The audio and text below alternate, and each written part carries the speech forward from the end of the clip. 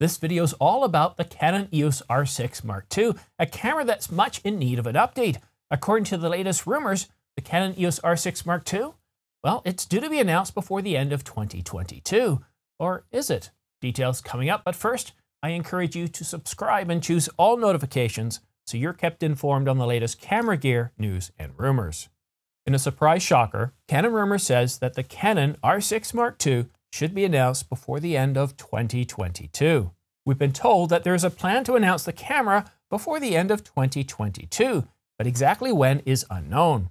We don't know if the Canon EOS R6 Mark II is going to ship this year or in 2023. Well, it is a bit of a surprise shocker, isn't it? Because the Canon EOS R6 Mark II wasn't even on our radar at all until a couple of weeks ago when Canon Rumors put out this post here about the Canon EOS R6 Mark II with a bunch of specifications. And what was really unique about this is that Canon Rumors has it as a CR3, and that's their own way of saying that essentially you can consider this fact. They've got it from enough multiple confirmed trusted sources that they're willing to go out on a line and say, hey, this is fact. It's not rumor anymore. We know this is happening. We have inside information. And the plan right now is to announce the Canon EOS R6 Mark II before the end of 2022. And this goes against everything that, well, I've noticed in the camera world. Generally, we have 2 seasons for announcing cameras. The first season is from the second week of January leading up till around the end of May. And usually summer's a very, very quiet period, although since 2020, there have been some announcements because, well, the whole calendar, the whole supply chain has been disrupted. And then the second season starts once everyone's gone back to school, and that's usually around the second week of September, all the way up until the end of October. And then after that, we don't get any announcements. Now, cameras will start to ship between November and December, but we generally don't get a lot of announcements. And the reason for that being is, well, there's an awful lot going on in the world. We've got lots of holidays, major seasons. We've got so many things going on that if you put things out in November and December, generally things get lost in all the noise of everything going on. But this latest bit of information from Canon Rumors doesn't say it will happen in 2022. What it says is it should happen in 2022. So there is a chance that things could get pushed. To me, I still think that January is the most likely time for an announcement, but October isn't over yet. We could still get an announcement in the next week. We already have leaked specifications for this camera. So to have an announcement for the Canon EOS R6 Mark II within the next couple of weeks is certainly plausible. It's certainly exciting, isn't it? To get another camera announcement is really exciting. We haven't had anything from Canon in the last couple of months. Nothing this fall season. No anticipated R100. No, nothing. So an R6 Mark II announcement would be terrific. In terms of when is it going to ship, Canon Rumors doesn't know. The most likelihood depends on when it's going to be announced. If it is announced right around in the next couple of weeks or so, then yeah, it could start shipping this year. But again, this is all a lot of we just don't know. I'm surprised to hear that this camera is due to be shipping or is due to ship before the end of 2022. But let's take a look at the specifications. The first one is that it's going to have a larger sensor, sorry, not a larger sensor, a larger resolution. I said this once before and I got corrected on it. It is not a larger sensor. It's a full frame sensor, but it's got a higher resolution, and that's 24 megapixels up from 20 megapixels. And yeah, it's not 26 to 30 that I would like to see, but still, it's 25% more. The one thing we don't know is what sensor it's going to be.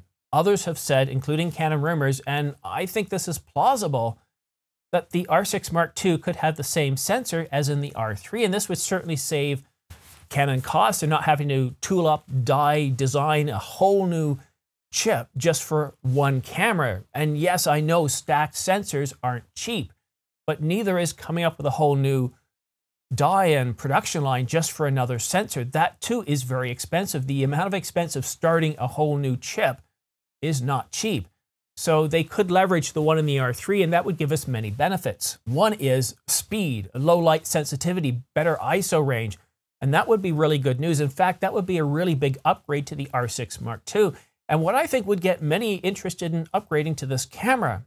Should it not do that, well then I think we're back to a little bit of ho-hum, 24 megapixels. All right, I'm not super excited. What else do you have for me? So obviously it's going to have the dual pixel autofocus system that we've seen in the R6 and the R5, that vehicle tracking, human eye detection, animal eye detection. Will it have insect eye detection like The recently announced Sony a7R5, perhaps. Boat detection, maybe not. No one's doing boat detection. But trains and planes, certainly possible, but most likely no UAP or UFO detection. And it's also going to have dual pixel, let me read this correctly, I always mess this up, dual pixel RAW and RAW burst.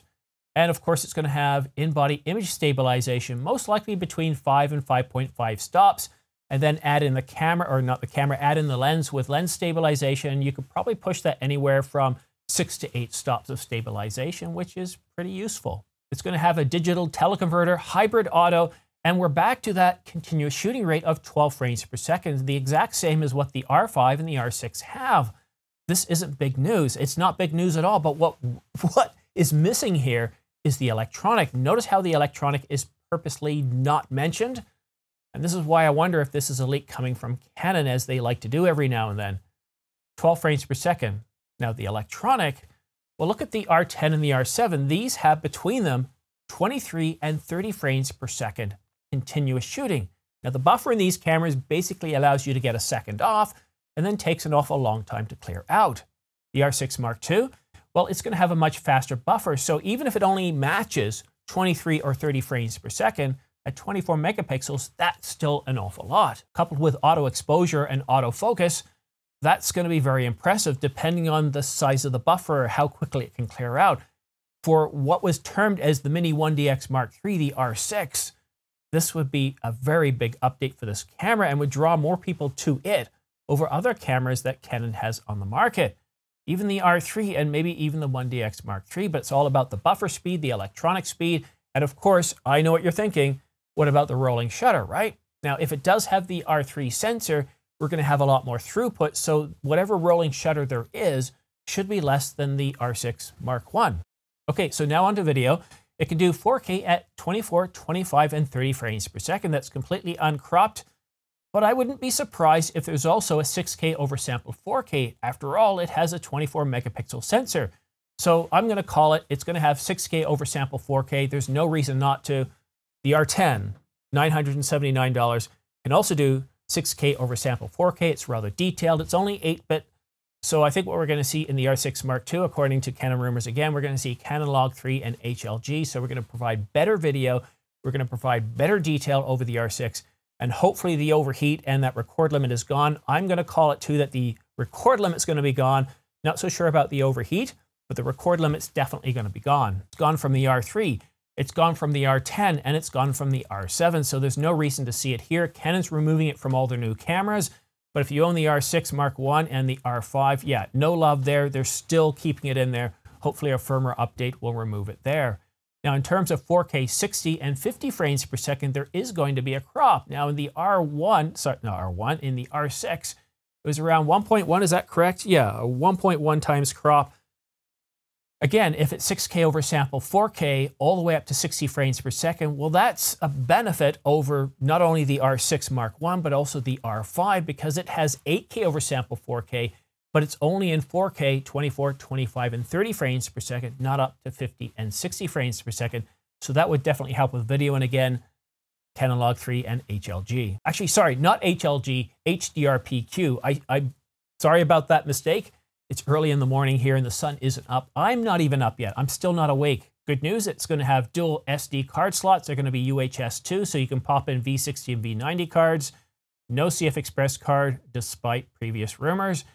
And it's going to be able to support all the RF lenses, RF, RFS. And with the EF to RF adapter, you can put on some 107 EF lenses from Canon, let alone all the lenses from Sigma and Tamron that also come out on the EF mount. It'll have cloud raw processing, and the design, well, it's going to basically have the same design as the R6, which is good for them because it's going to save them a little bit of money. Again, they don't have to come up with a new die.